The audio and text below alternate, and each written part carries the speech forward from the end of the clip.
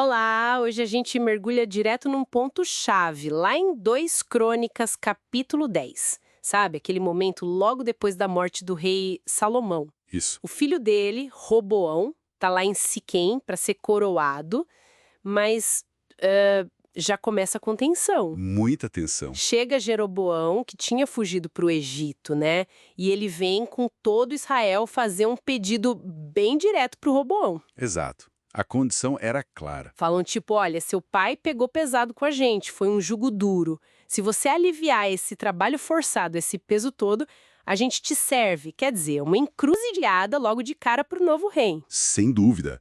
É um teste de liderança ali na hora. A resposta dele é definir tudo, né? Não só a relação com o povo, mas tipo assim, o futuro do reino que o pai e o avô construíram. E ele pede um tempo pra pensar, 3 dias, o que só aumenta a expectativa, né? Com certeza, 3 dias de suspense. Bom, vamos ver o que acontece nesses dias. Primeiro, ele vai conversar com os anciões, aqueles conselheiros mais velhos, experientes, que já tinham trabalhado com Salomão. Uhum. A velha guarda, digamos assim. E o conselho deles é pura sabedoria e gentileza, né? Falam, se hoje você for bom com esse povo, se agradar eles, der uma resposta legal, eles vão ser seus servos para sempre.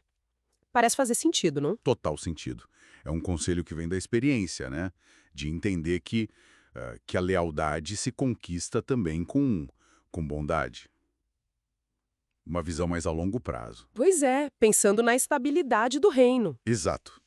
Sabedoria acumulada. Só que aí, aqui a história dá uma virada daquelas. O Roboão simplesmente ignora esse conselho, rejeita. É impressionante, né? E ele vai ouvir quem? Os jovens, a turma que cresceu com ele. E claro, a conversa é outra, completamente diferente. É fascinante esse contraste, sabe? Os anciãos propõem um caminho e os jovens, bom, eles vão na linha oposta. E que linha, hein? Eles aconselham uma demonstração de força bruta. Quase uma provocação mesmo. Falam para ele responder algo tipo: meu dedinho é mais grosso que a cintura do meu pai. Meu pai botou um jugo pesado, pois eu vou botar um ainda mais pesado. Meu pai castigou com chicote, eu vou castigar com escorpião. Nossa, escorpião. Que imagem forte. Sim, se refere a um chicote com pontas de metal, algo terrível. É para deixar claro que ele seria muito mais duro que o pai. Uau! E o Roboão, ele segue esse conselho à risca.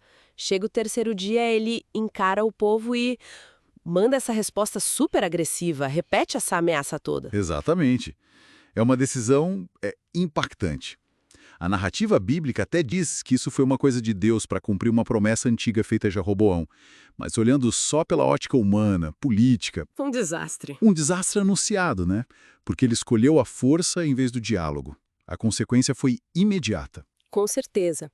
Quando o povo de Israel percebe que o rei não vai ceder, que não vai ouvir, a reação é definitiva. Aham. Eles basicamente gritam: que parte a gente tem com Davi? Que herança a gente tem no filho de Jessé? Cada um para sua casa, Israel. Cuida da sua própria casa, Davi. É tipo assim, a declaração de independência deles. Separação total. E não fica só no discurso, né? A coisa esquenta de verdade. Roboão ainda tenta uma última cartada, manda o Adonirão. Aquele que cuidava do trabalho forçado. Esse mesmo, um símbolo da opressão que eles queriam ver acabar. E o que acontece? Os israelitas pegam ele e apedrejam até a morte. Que violência. Sim, o próprio Roboão tem que fugir correndo para Jerusalém para se salvar. Quer dizer, a autoridade dele sobre aquelas tribos acabou ali, naquele momento. E aí, o resultado final é esse. O reino se divide. Roboão fica reinando só sobre o pessoal que morava nas cidades de Judá, ali no sul. Isso, Judá e Benjamim, basicamente. E as outras tribos, o grosso de Israel, formam um reino separado, o reino do norte, Israel, e ficam em rebelião contra a casa de Davi. Uma divisão que, segundo o texto, dura muito tempo. Pois é. Essa passagem toda é um exemplo muito forte de como uma única decisão, sabe? Influenciada por conselhos tão diferentes. A experiência de um lado, a pressão dos amigos, talvez a arrogância da juventude do outro. Pode mudar tudo. Exato. Pode ter consequências gigantescas, que duram gerações, redesenhou o mapa político ali completamente. Fica essa reflexão, né? Até que ponto um líder novo, querendo se afirmar, talvez sair da sombra do pai, pode acabar fechando os ouvidos para a prudência. Uma questão fundamental sobre liderança, o peso dos conselhos que a gente escolhe ouvir, né? Exatamente. E como equilibrar a necessidade de parecer forte com a sabedoria de, às vezes, ceder e ouvir? Algo para a gente pensar.